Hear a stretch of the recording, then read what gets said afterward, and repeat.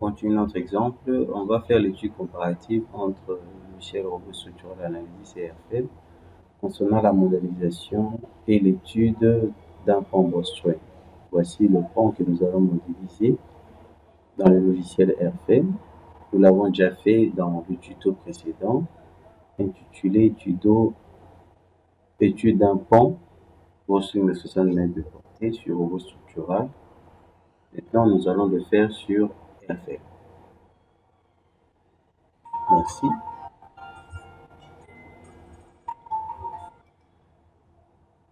On va commencer un nouveau projet.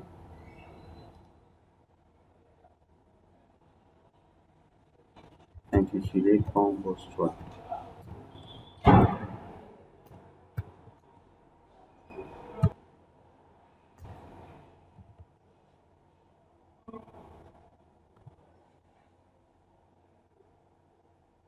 Ok. Les sens, nous allons les faire en bas. Le sens de l'axe. 3D. C'est bon. Ensemble là.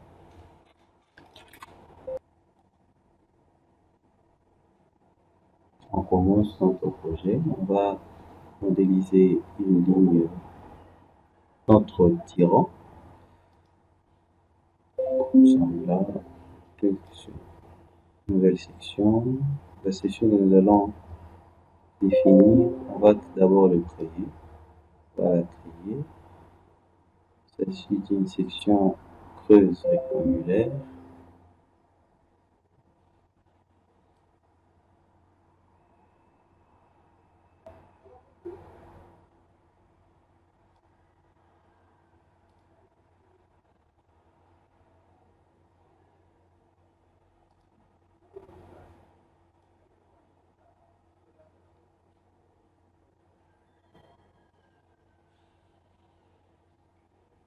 On va créer cette section-là.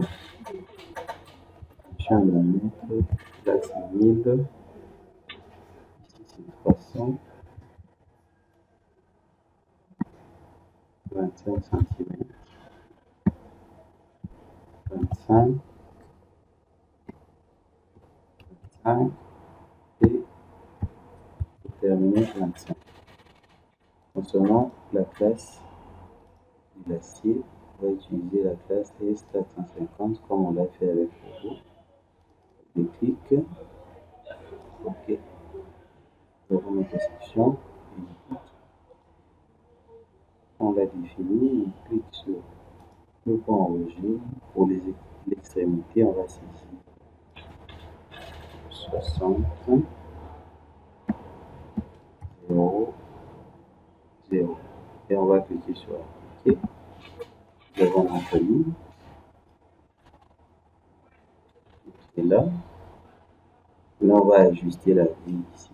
Pour ce faire, clique sur ce point ici. Cliquer sur dynamiquement en fonction de la taille du modèle. Il est ajusté.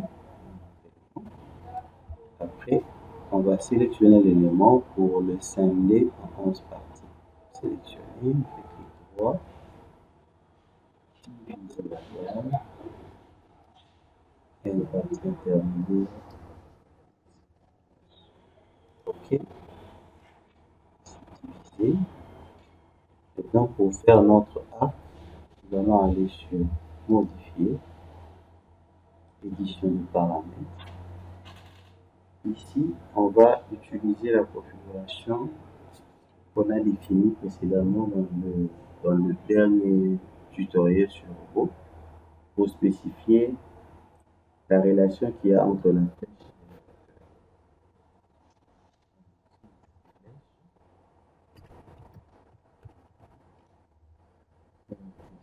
et la longueur, bien sûr. La valeur, c'est 9 mètres, comme précédemment. Ici, on est facteur.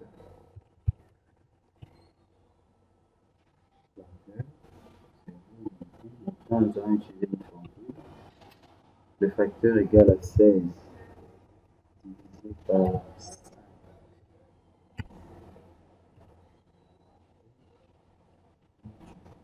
La flèche va bien écrire.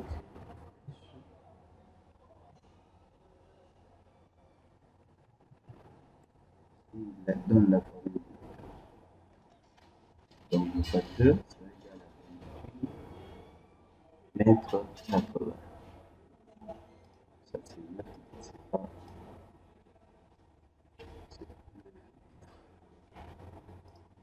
Ok, on a ça. On clique sur ceci pour faire apparaître. Et là, nous allons faire créer le point pour définir l'arc. Ce fait, nous allons ici, dernier, on a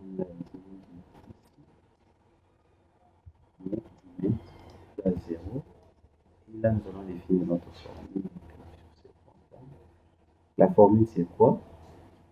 On commence par les signes moins, facteur, multiplié. En fait, cette opération cherche à connaître la hauteur de nos suspentes. Hein? La hauteur de nos suspentes, comparativement à ce que nous avions déjà fait dans le logiciel robot. Hauteur de nos suspentes multiplié par parenthèse. La parenthèse. On va prendre 1 divisé par 6. Parenthèse. 1 divisé par 6, c'est quoi? X sur L. X sur 60, c'est X sur L. Vu que la portée de notre pont est de 60 mètres, et 6 divisé par 60, on peut simplifier, c'est X. 1 sur 6.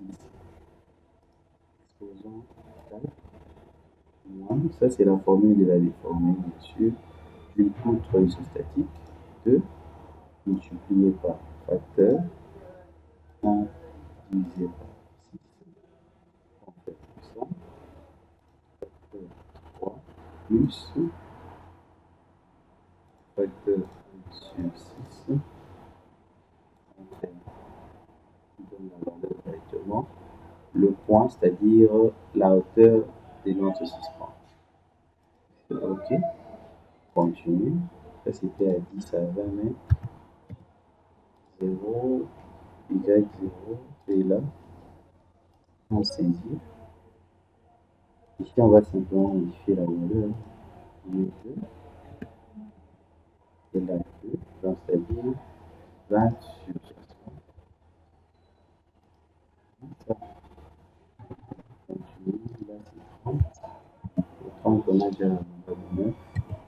On va simplement définir l'équation. 2, 3, 3,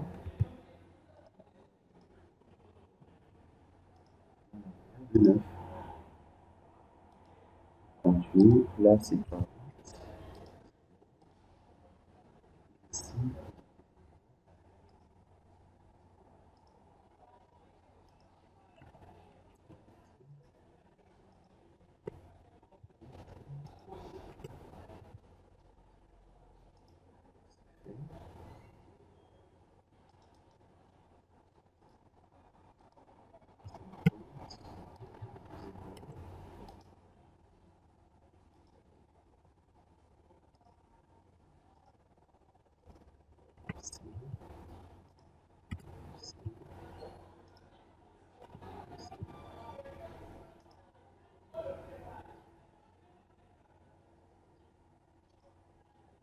vous voyez, directement tout ce qu'on crée là comme nœud apparaît sur l'autre côté.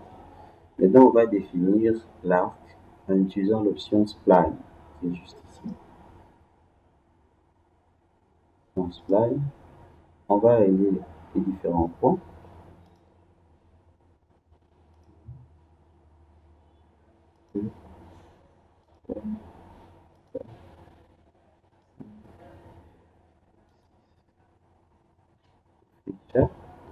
On a ça. On a notre arc. Dans le robot, on avait défini directement l'arc par l'option début, fin et centre. Ici, on définit le point et on relie les différents points. Ça, ce n'est que clic deux fois. La ligne est sélectionnée, on vient sur barre disponible. On va voir et on prend la dernière section utilisée, notre profil creux. Bon, l'arc qui est modulé. À présent, on s'intéresse maintenant à l'assistance. Se faire ça, on définit l'élément en travaillant à l'attraction. On va cliquer sur ça, on clique sur ces boutons-là, et là on va choisir section massive. Au niveau de la section massive, vous devez venir ici, choisissez ici, je vais faire, c'est-à-dire c'est une entreprise qui fabrique des câbles, fournisseur de câbles. On le câble PV, il nous donne les dimensions, les caractéristiques du câble. On va prendre le câble qui est là, PV 560. On le prend. Ce n'est pas fini, il faudrait maintenant choisir le matériau, importer les matériaux. On va utiliser le matériau pour le câble. Le bien du logiciel RFM, c'est ça. Il y a, dans la bibliothèque des matériaux, il y a plein de matériaux. Ici, on s'intéresse à quelle catégorie? Pas acier, mais on va s'intéresser à la catégorie câble. Vous voyez? Ça, c'est vraiment une spécificité de RFM, mais dans le logiciel robot, il n'y a pas trop de détails concernant la fourniture de câble. Donc, c'est déjà un avantage du logiciel. Clique sur ça. On choisit les caractéristiques en question. Donc, on peut rentrer pour voir les différentes caractéristiques. Choisis, donc, c'est le câble qui nous intéresse. C'est le câble. Et on choisit ça. Et on voit les caractéristiques. Module d'élasticité, c'est 16 000. Module de cisaillement, coefficient de poisson, tout ça. Mais pour créer ceci dans le robot, il faudrait créer un nouveau matériau. Okay. C'est fait.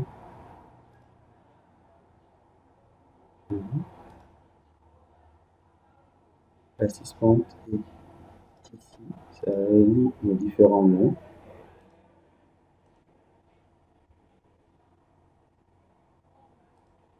Jusque-là. Et là, jusque-là. Et là, jusque-là.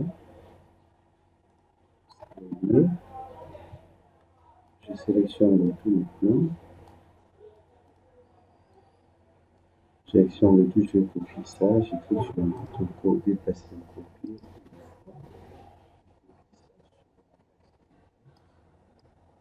La largeur du bouton de lumière.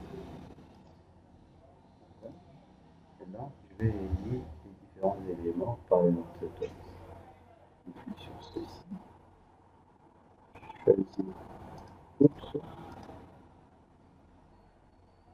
et définis le matériau.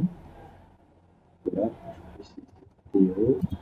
Ça a eu une section de 800 sur 300 sur 30, 30, 30. La hauteur est de 800, la base 300. En millimètres bien sûr, et les différentes épaisseurs sont en 30. Le matériau, c'est pas le câble. Ici, je choisis bien le matériau ACS400.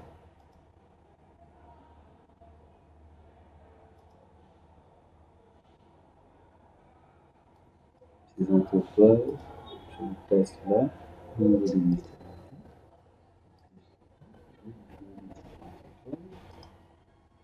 Je vais sélectionner je vais sélectionner. Maintenant, je vais copier ça. S'il faut. Je vais définir le hauteur. Je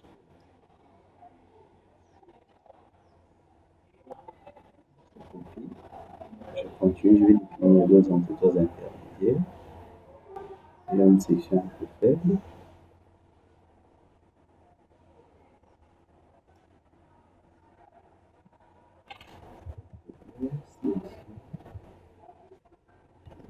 C'est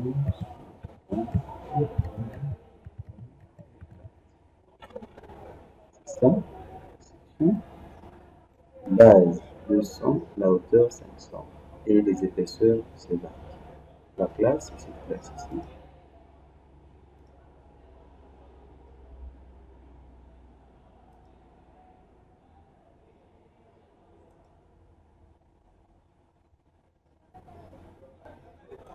Sélection, échappe, je sélectionne ce élément là. Je vais sur ça, je copie 5 fois.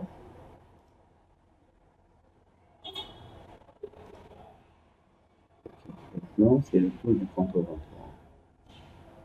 Nouvelle section.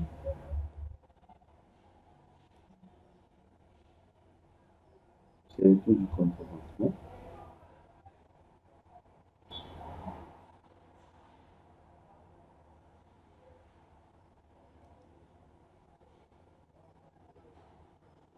Les contre-ventoirs, c'est un tube rond. C'est un tube rond. On va prendre quoi? RHS.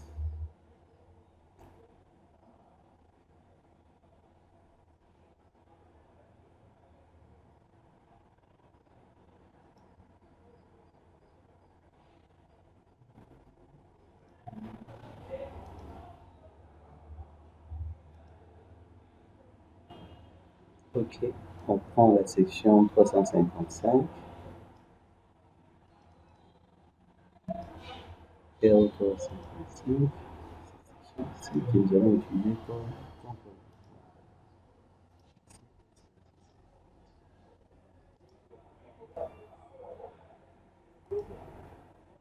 on relie.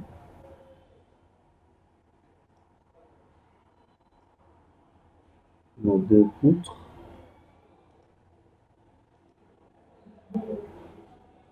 C'est bien relié maintenant. Contre-ventoir interprété.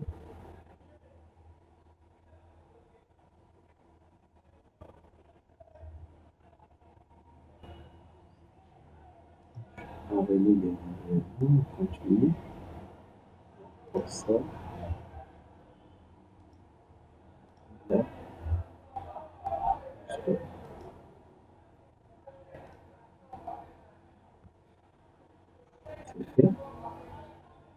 Je peux faire un petit ajustement de sélection ceci. Là, 3000, choisir 455. Ça, ok.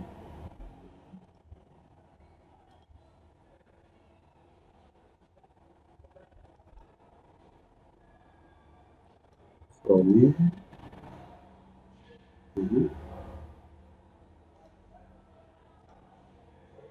Je fais ça pour être particulièrement ajustable. Parce que si je me dis, si je rentrais par exemple ici, paramètres, dès que j'ai diminué la hauteur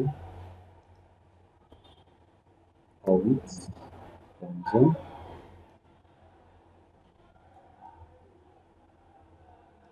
le paramètre va changer. Si je clique sur OK, vous voyez, ça diminue directement.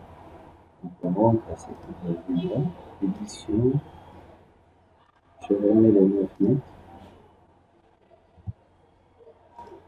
Okay. Il reste les appuis. Articulation, là. Rappelons qu'un combo swing est isostatique. Et autre appui, il s'agit bien sûr d'une glissière, c'est-à-dire appui à boulot, là et là. Après les appuis, on va placer les panneaux d'idéal pour placer ça en bien là, rectangle. Pour placer une dalle complète, on peut utiliser cette option ici. On définit la dalle, la classe du béton ainsi que l'épaisseur. On va faire ça. Je vais définir ça. On définit, c'était 20, non? On définit 20, on va étaler ça là et là. Mais si on veut faire un petit changement, on va utiliser des bardages. Utiliser les bardages, là, là et là. Et là, mon élément, il déclic. Comme c'est défini, au lieu que de considérer les extrémités comme étant encastrées, je peux considérer comme étant articulées avec ça. Ça, ici, sélectionner différents points, 2, 3 et 4. Ici, et OK, c'est fait. Maintenant, je fais quoi? Je sélectionne ça et l'autre. Je peux aller dans le vue. Ici, je colle sur la rigidité. Je reste avec ça. Pas encore sélectionner l'élément. Je vais copier ça autant de fois. 1, 2, 3, 4, 5, 6, 7, 8, 9, 10, 11. 11 fois. Définir les vecteurs. Commence là.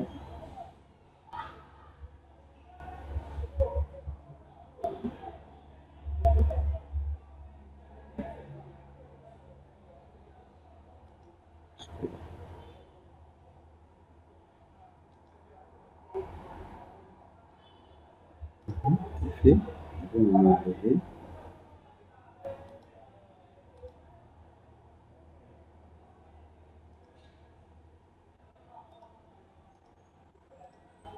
OK. La modélisation est finie. L'étape suivante, c'est bien le chargement. Ici.